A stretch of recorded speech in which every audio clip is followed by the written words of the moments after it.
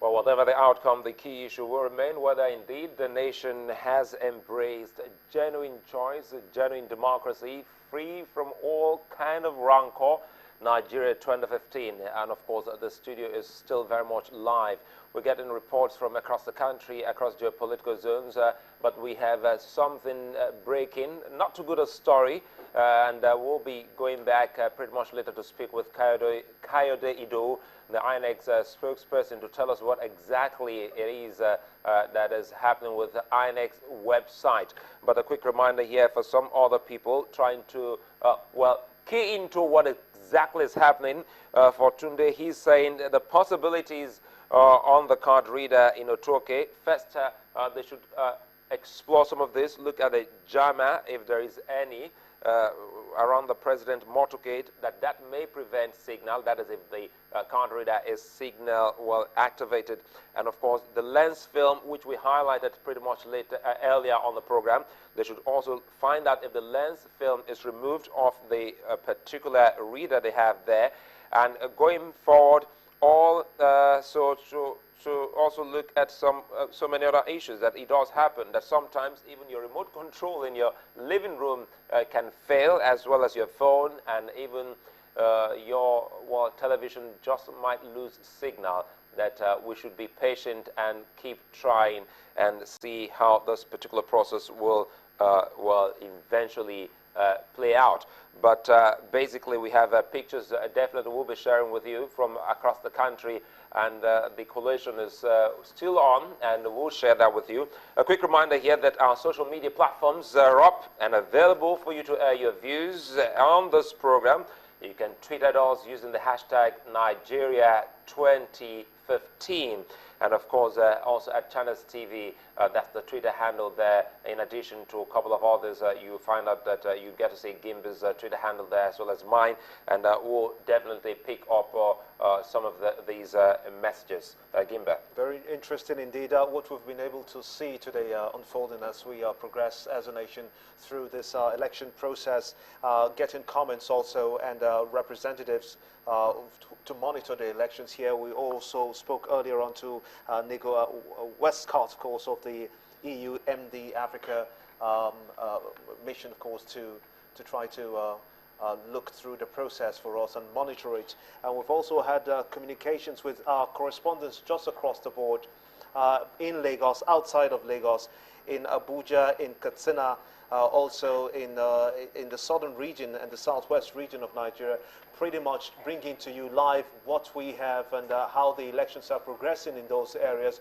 We're going to still hook up with them at some point, but in the studios now, just quickly to recap some of the informations that we have for you, talking about the Northeast zone. We're trying to be as modest as we can.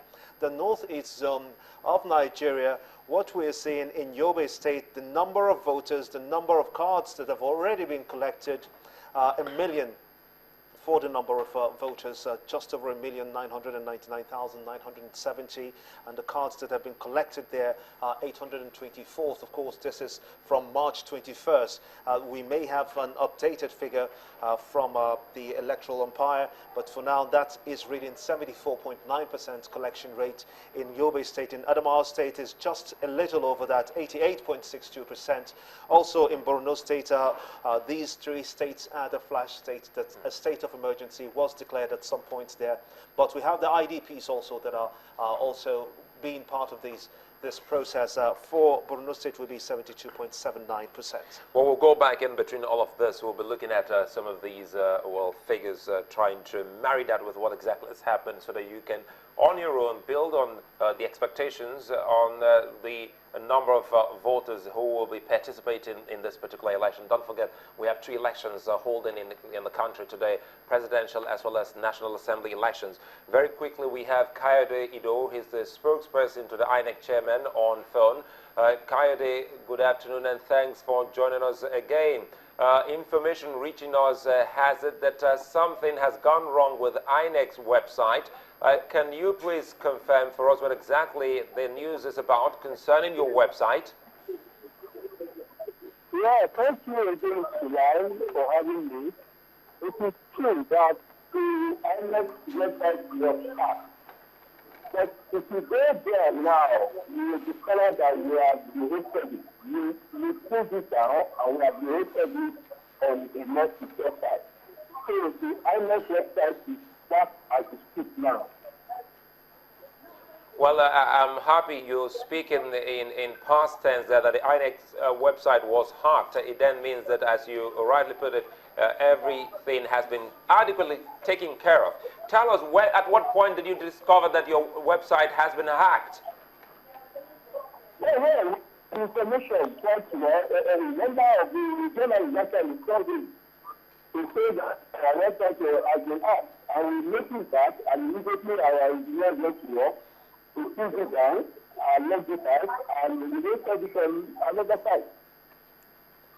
Is there any assurance you're getting from your team that this will not recur? Yeah, I can assure you now that the new site that we have is secure because even the regular administrators are logged out of it. So it is a more secure site that you do the attack for everybody to attend to. So what exactly is the situation? Has this affected the central data, which you say you have? Recall when we had the INEC chairman live in our studios, they did say almost all the data that comes out of the country goes straight to your data bank. These hackers, were they able to reach your data bank? Well, the data did not go to the website. The goal is to a data bank and INEC server. Now, the hacking of the website has no implications whatsoever for the data bank where the data are set. Well, Mr. Edo, let me quickly ask you, should we be concerned about this development?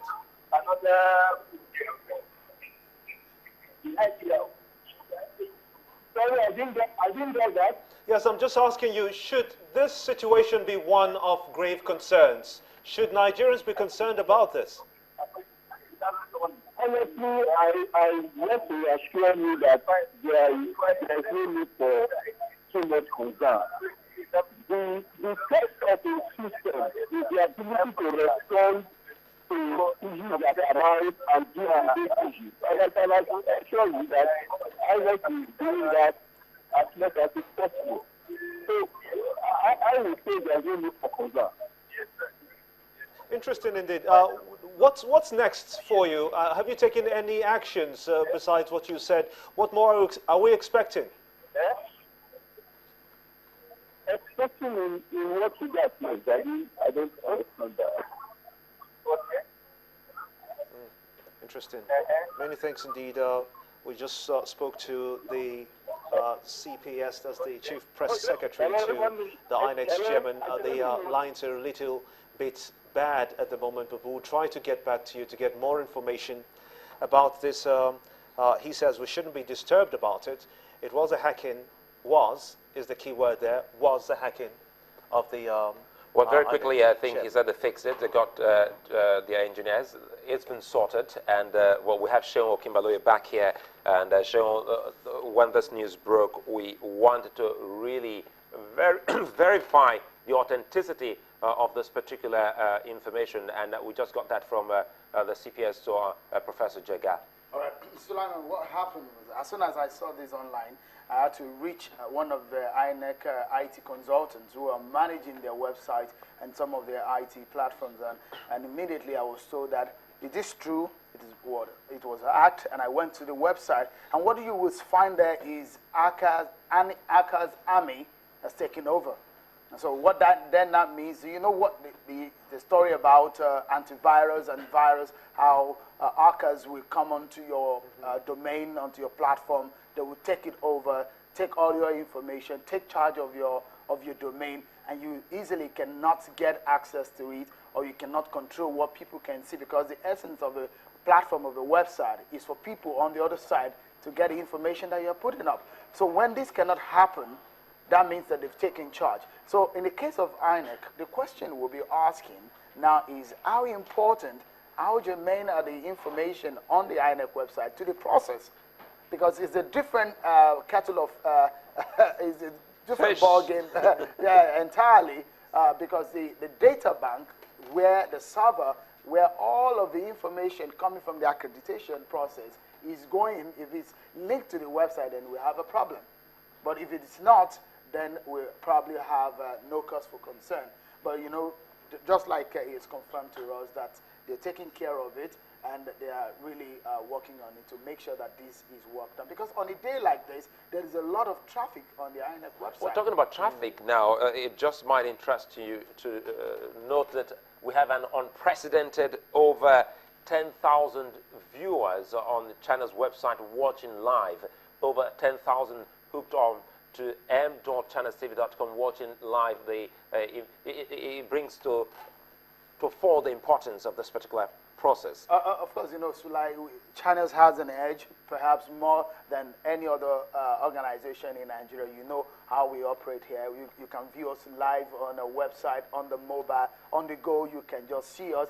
And outside the country, you all know that we have the international platform where everybody can see us. And I'm not surprised the coverage of the election here at Channels Television has been apt. Like no other organization is doing it. That's we're on top of the game. And so everybody wants to know, if you want to keep tab on what is happening, Channels is where you go to. And I'm not surprised. I'm expecting, because a lot of people are on the field right now trying to see, to